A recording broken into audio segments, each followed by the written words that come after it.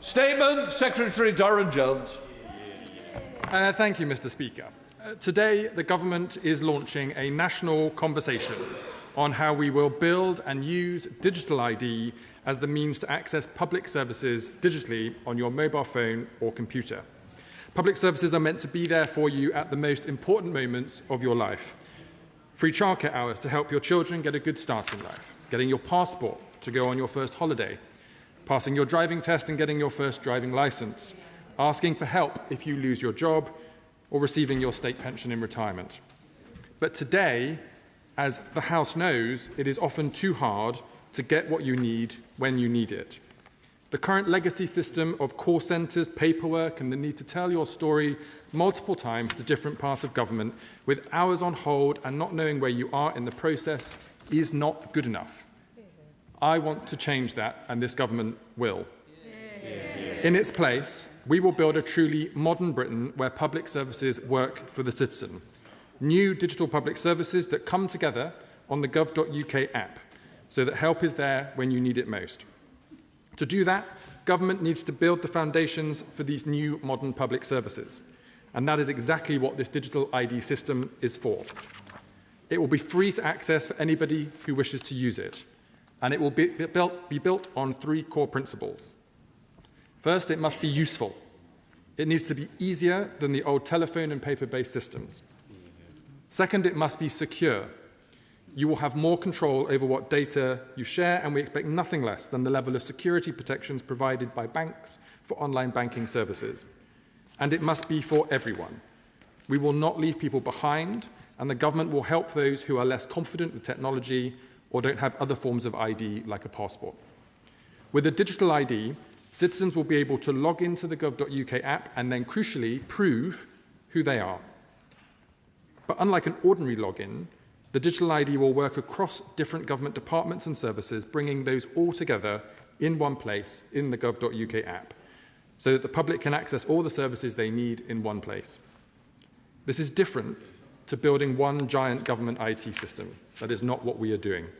Services will remain on separate IT systems in their relevant departments, and the NHS app and citizens' health data will always remain separate. But the gov.uk app and digital ID will, over time, bring all other public services into one app on your mobile phone, the front door to modern public services. Mr. Speaker, this won't be a new experience for citizens. The public already use these systems every day, from banking to shopping. And other countries are already far ahead of us. From Denmark and Estonia to Australia and India, Britain is having to catch up. It is an issue of convenience and efficiency, Mr. Speaker, but it is also one of fairness and equality. We all know who the status quo often favours. Those with the resources, the headspace, perhaps the pointy elbows or the pushiness, to get themselves to the front of the queue or to play the system. But public services are meant to be there when people need them most. And it is, quite frankly, an outrage how the legacy system has sometimes treated people in these stressful or difficult situations, piling them up with bureaucracy and without the help they need. And who is it then that struggles to fill in these forms or correctly lack the form of ID that's required? Who are the 1 in 7 people across the UK who don't have a passport? It is often the strivers juggling work and caring responsibilities.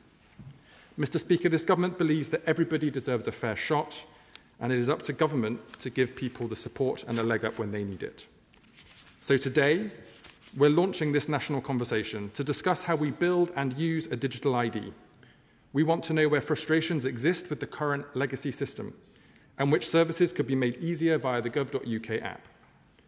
Later today, I will share a prototype of how a digital ID could work that shows how government by app could become a reality, joining up different departments and services so that the public don't have to do the work themselves.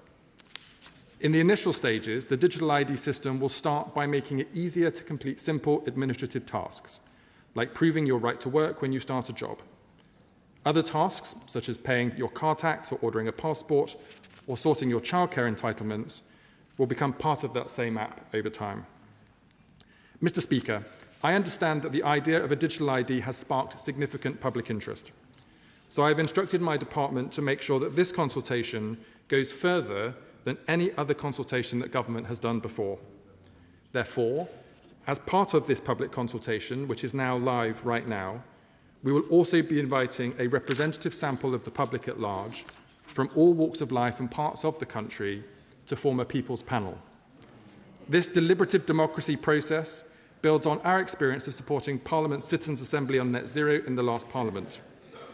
Working with over 100 citizens, we will debate the difficult questions, find ways forward, and build a system that can secure the trust and support of everyone.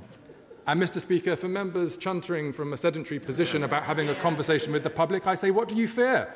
We're very happy to talk to the public about what the government is doing, and I look forward to talking to honourable members' constituents if they're selected to be part of this process.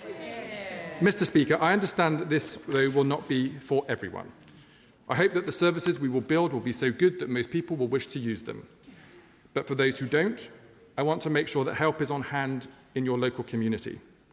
That's why the rollout of digital ID will also be accompanied by a digital inclusion drive to help people access and use these services. I don't come to Parliament today with preconceived answers, and we will of course need to make sure that any future scheme is value for money. But I am interested to hear ideas about how we might use the people and the buildings we support already through public expenditure to help those people in their communities. Local post offices or postal workers, libraries or job centres, so that we may be able to ensure that the majority of people, if they need it, can access digital assistance to access these services. And for those who really don't wish to, traditional routes will of course still be made available. Mr. Speaker, as right honourable members across the House know, by the end of this Parliament, it will be mandatory to digitally check your right to work when starting a new job. It is currently a legal requirement for employers to check a new employee has a legal right to work in the United Kingdom. But this often paper-based approach of photocopying or scanning a passport or utility bill without further checks is vulnerable to fraud, and it does not create a clear record of when and where checks have been carried out for enforcement agents to know.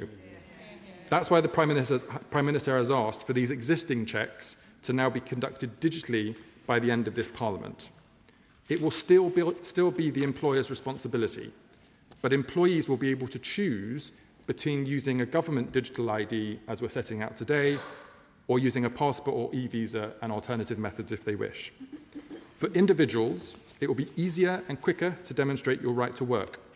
For businesses, it will streamline and reduce the cost of compliance reporting.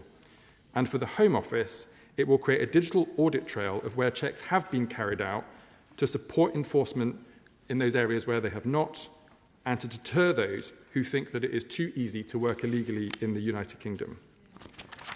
Mr. Speaker, this is by its nature quite a technical consultation, but it is also a deeply political one. When the public voted for change, they also voted for better public services. And this is what Labour governments at their best are all about. Building new, innovative public services to support opportunity for all rather than just the privileged few. From the NHS in the 1940s to the Open University in the 1960s to the Sure Start centres of the 2000s. Today, Mr. Speaker, we are continuing that proud Labour tradition by building modern digital public services that extend opportunity and support for people when they need it. This is in stark contrast to those political parties who just wish to conserve the unacceptable status quo or who offer to tear everything down and leave you on your own. Mr. Speaker, we want people across Britain to want this system, we want them to be a part of it, and we want them to have an opportunity to shape it. This consultation is that opportunity. I look forward to members across the House and our constituents taking part. Can I thank my honourable friend, the member for Macclesfield, for his work on this issue to date, and my honourable friend, the member for Bury North, for all of the work he's now going to do to make this a reality. And for which I will take the credit and he will take the blame if it goes wrong. And Mr. Speaker, may I commend this statement to the House. Shadow Minister Mike Watt. Thank you, Mr. Speaker, and I thank the Minister for sight of his statement and for the briefing a short time ago. Mr. Speaker, it is said that in 1720, gullible investors were invited to put their money into a company for carrying out an undertaking of great advantage, but nobody to know what it is. Today, the Chief Secretary appears to be reviving that proud tradition. For months, his department has insisted that digital ID was absolutely essential. And until a few weeks ago, it had to be mandatory. even for babies. But after months of insisting the scheme was indispensable, the government is now asking the public to tell them just what it is indispensable for. There was a time when this was supposed to be the magic bullet to tackle illegal migration. Now the Cabinet Office seems to be suggesting it might just help reduce hold time on government call centres. Mr. Speaker, this great undertaking has gone from promising the elixir of eternal youth to the equivalent of, well, you never know, it might help if you have a slightly upset tummy. But the public know snake oil when they're offered it. We shouldn't be surprised, because this never was a thought-through policy. It was always a distraction stunt. For years, officials have been looking at the ID file on the shelf, hoping for a government desperate enough to pick it up. And last September, they finally found one. Desperate for an announcement to shove Andy Burnham off the front pages before a tricky Labour conference. And by the way, how did that turn out? The Prime Minister dusted off this scheme with no clear idea how it would work, what it would cost, or what the consequences would be. And after one of the government's many U-turns, the Chief Secretary now assures us this digital ID will not become compulsory. Mr. Speaker, nothing is ever compulsory until it suddenly is, because we know how this story goes. At first it's voluntary, then it becomes strongly encouraged. Then you discover you needed to open a bank account, then to see your GP. And before long, your phone battery dies while you're in the queue at Costa. You're essentially a non-person. Sorry, sir, no flat white for you. Computer says you no longer exist. No wonder even the Health Secretary wants nothing to do with this particular headline. Of course, the government tells us not to worry because the system will be secure. This is the same government that can't even keep its own budget secret.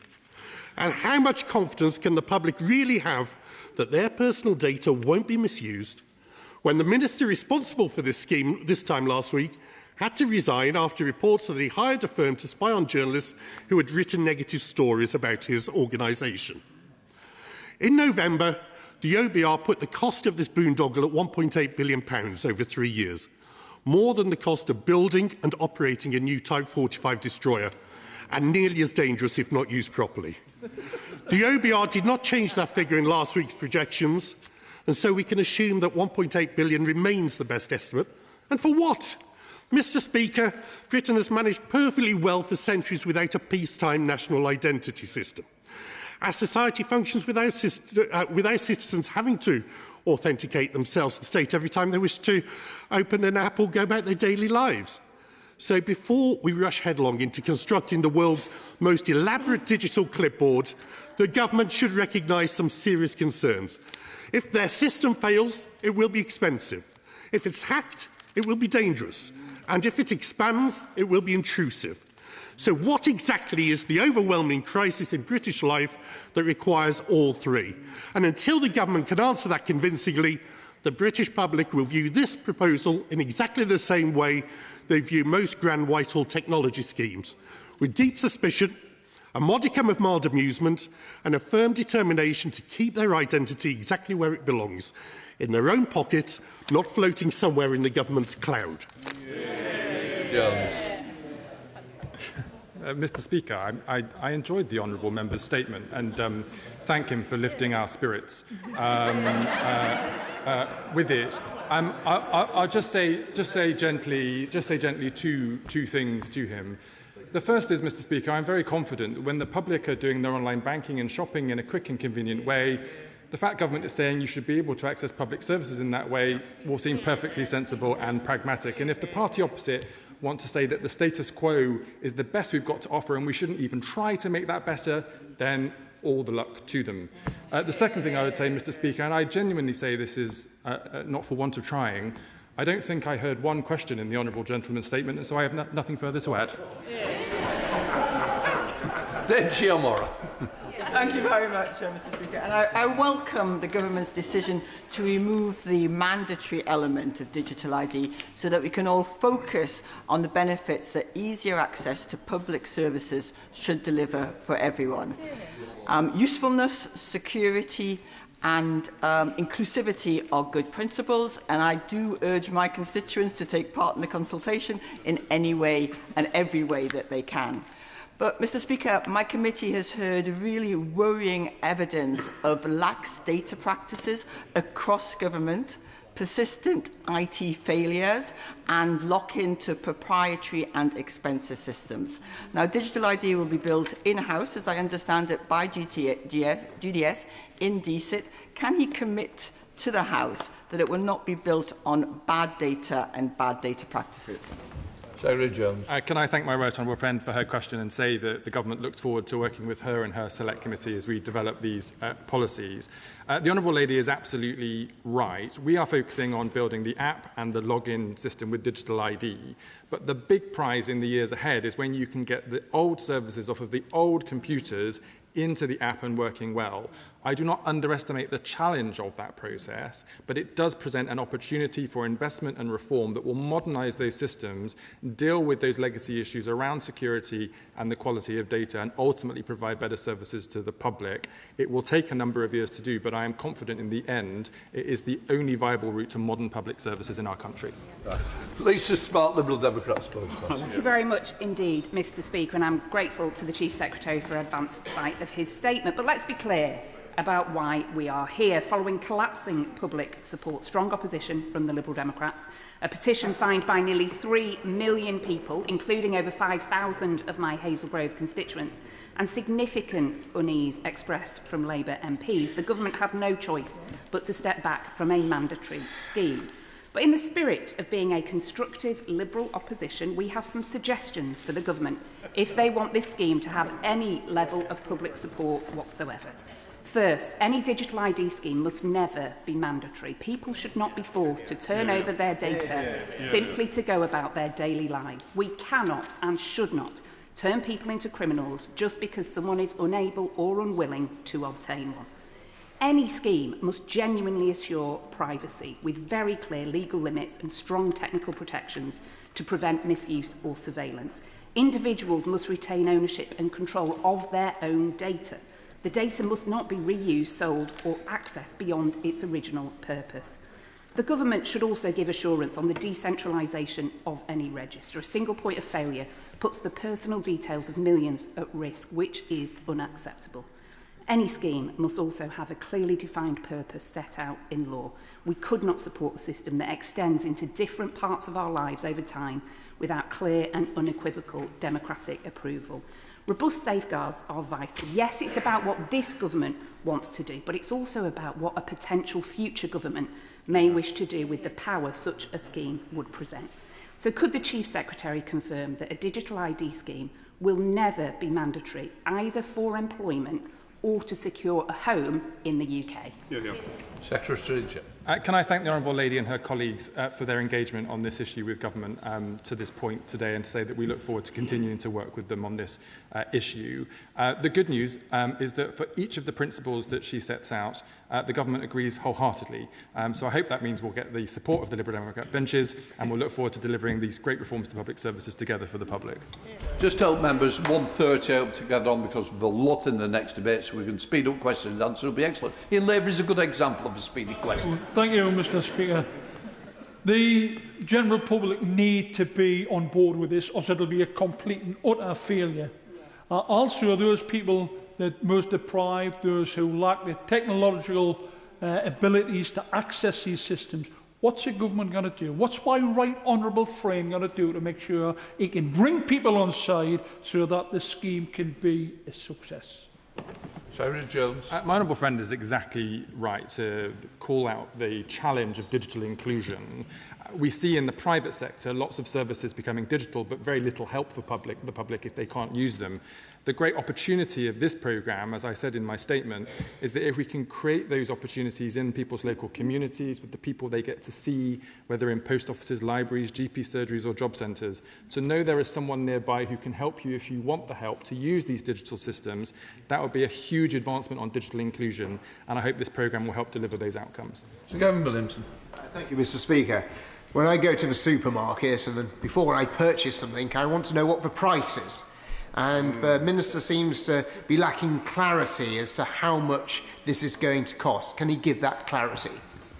Sarah Jones. The consultation, Mr. Speaker, asks many questions about how we should build, implement and roll out this system. And so I am absolutely happy to tell you that as of today, we do not know the answer. I would rather be honest with the House on that basis as opposed to announce a budget for something that then gets massively out of control in years ahead, as was often the case under the previous government. And I look forward to coming back to the House with updated figures after the consultation.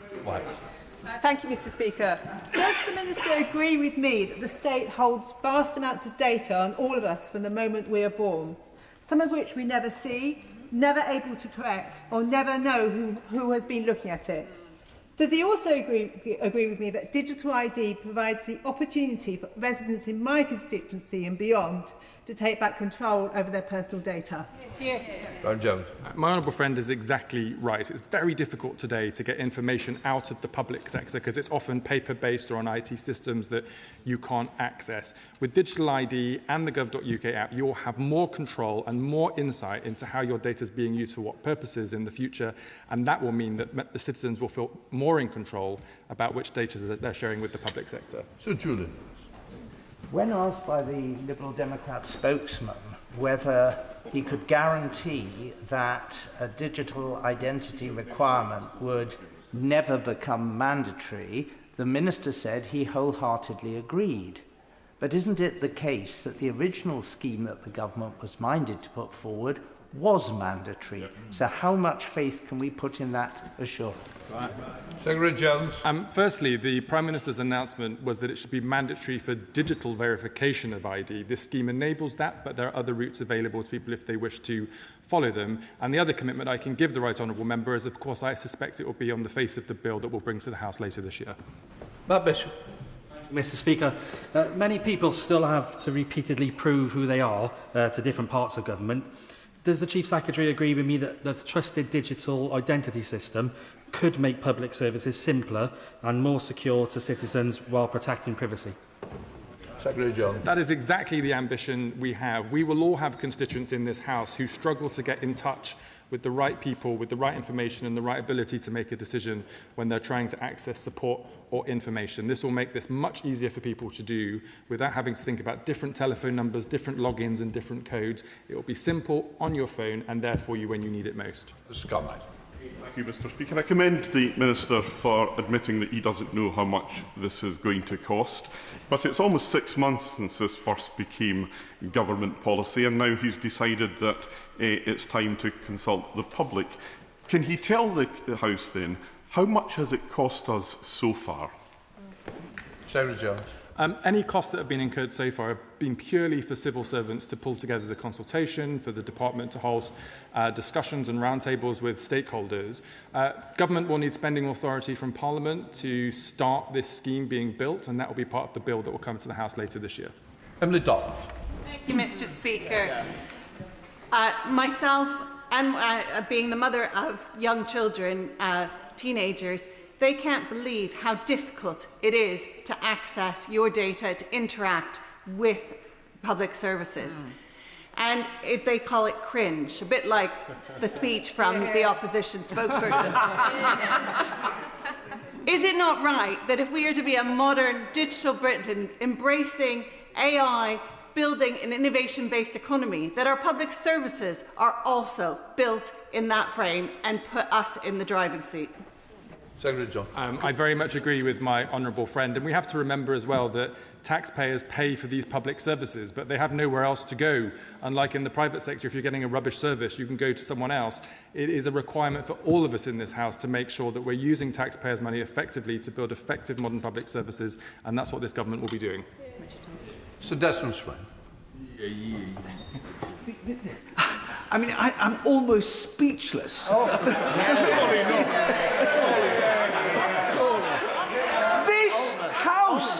This House is the properly accountable People's Panel, not some collection of stooges and trustees selected by the Minister. In any event, it's no good him telling us it's asleep. This parrot is dead. Killed by lack of trust in the government after the whole saga of Labour together, isn't it? Sarah Jones. No. Baxter. Thank you, Mr Speaker. I welcome my right honourable friend's statement today and clarification that the scheme will not be compulsory to access public services. Can he say a little more about how he will persuade people that this tool will make their everyday lives easier? Can he also say what discussions he's had with the devolved administrations to ensure the same opportunities apply across the UK? And how will my constituents in Paisley and Renfrewshire South participate in the People's Panel? Secretary Jones.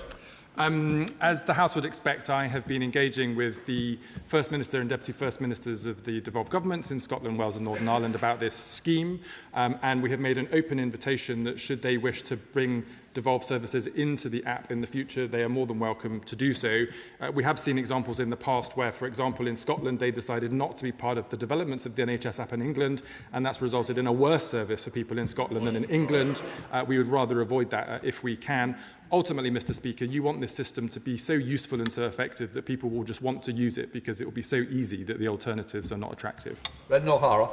Mr Speaker, it seems that even in the middle of an existing cost of living crisis and with another one looming, that the Government have decided to plough ahead with a digital ID scheme which few folk actually want. Having committed so much money to this scheme already, and with the price of heating oil, gas, electricity and fuel soaring yet again, does the Minister believe that spending even more money on this unpopular idea is suddenly going to make it popular?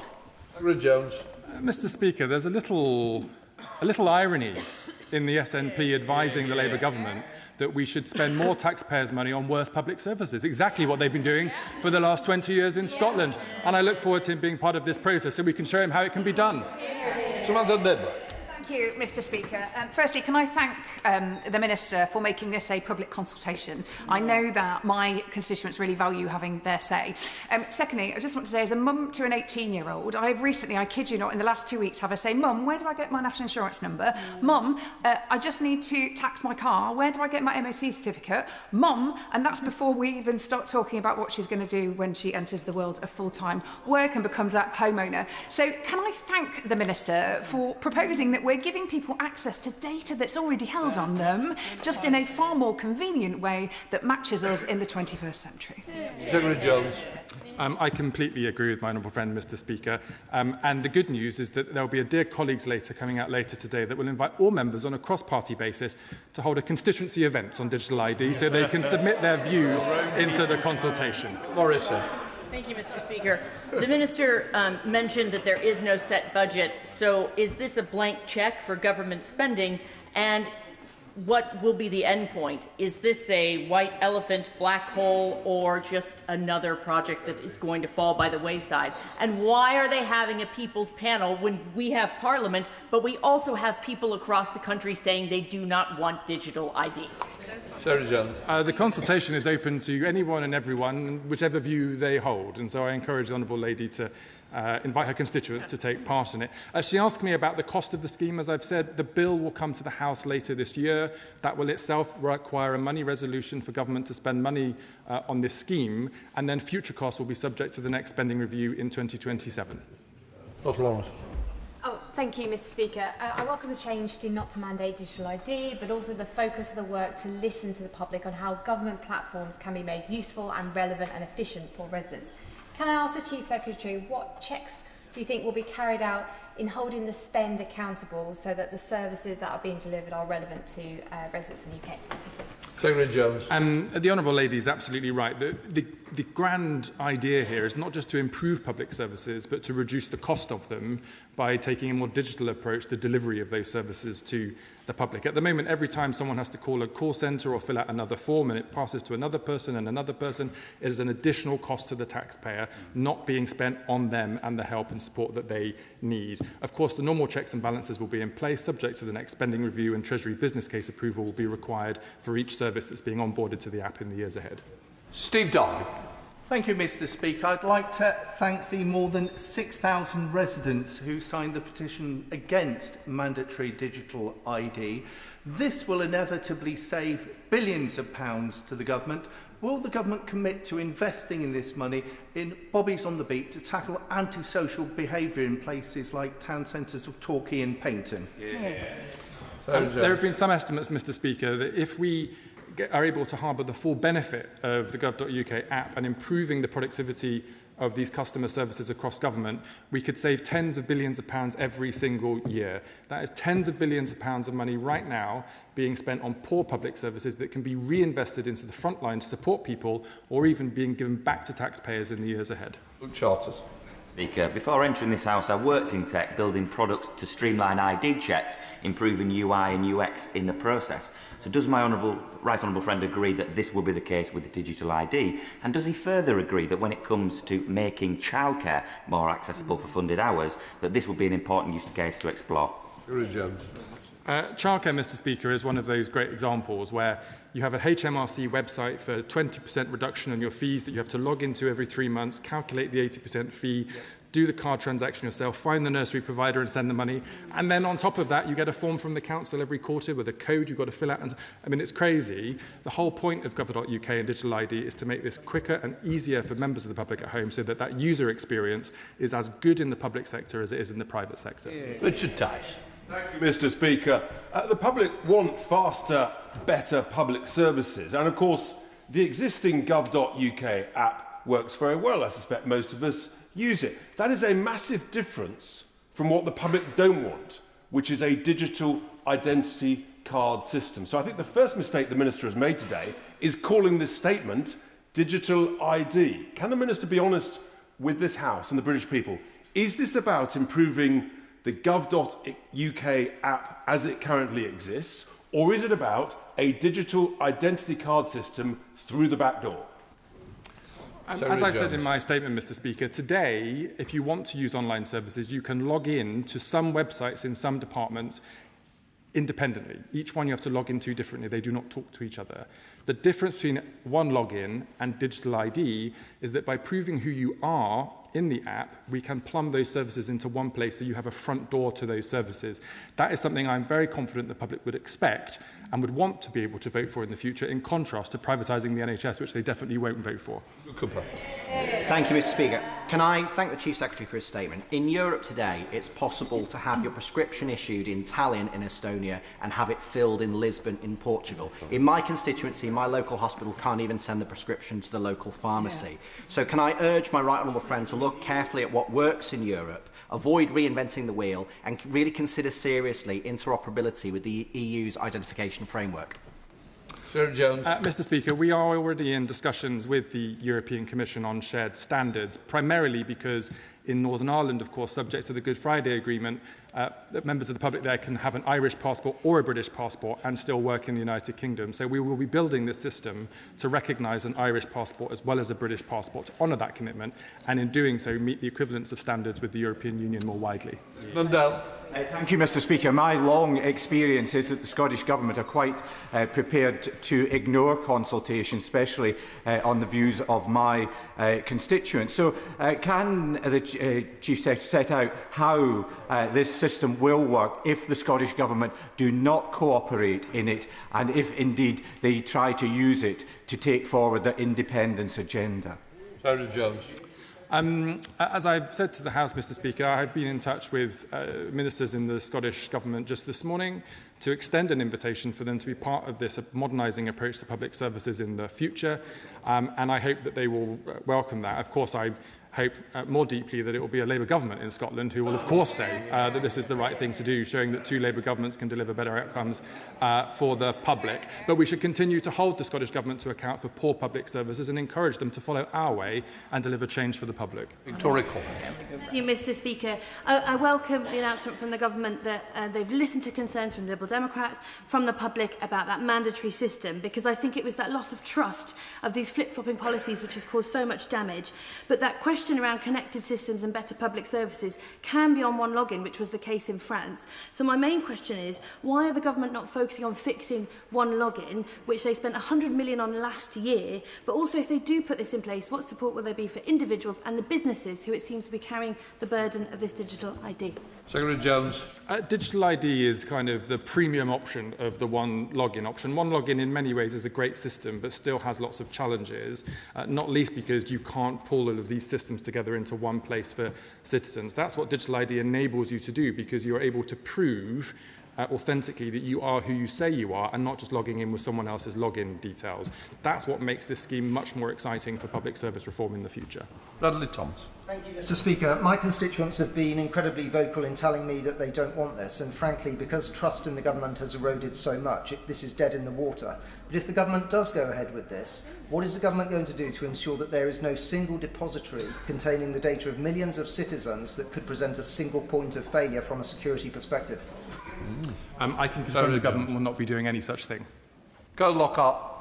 Mr. Speaker, my constituency of Upper Bann led the way on this issue with more than 7,000 people having signed the e-petition against digital ID cards. The public see this scheme for what it is. It's a gateway to unprecedented state surveillance and they don't want to be part of it. They see it as a waste of money and effort, creating a 100-strong citizen assembly who are not even democratically accountable. Would he not be honest with the public today and admit that if this digital ID plan is implemented, the slippery slope is grazed with expansion, tracking and repurposing? Secretary Jones. The Honourable Lady is wrong, and I look forward to bringing provisions in the bill later this year to prove that case. Big Slade. Thank you, Mr. Speaker. Can the Minister tell us what happens if the 100-person panel concludes that the scheme will not have the trust and confidence support of people? Can he confirm that digital efficiencies like using emails, not letters, and automatically chasing up medicals in the DVLA will not be delayed for this project? Jones. The deliberative democracy process the outcomes of that process will form a legal part of the consultation, so it will feed into the consultation in the normal way. It's the first time government's done that. I recognise there's a bit of a innovation or a risk, but I'm so confident that we'll get the members of that panel to a place where they think it's a perfectly sensible thing to do, that I think it will be a useful process and other colleagues may wish to consider it for other policy areas in the future. It will take some time over the next few years to legislate and build the login, integrate it into the app. And so her question on future services will be one that we'll come back to towards the back end of this Parliament. Iqbal Mohammed. Thank you, Mr. Speaker. Consistent polling has found the public are not interested in digital ID and they remain deeply concerned about the implications for their privacy and their sustained lack of trust in this government to run the scheme.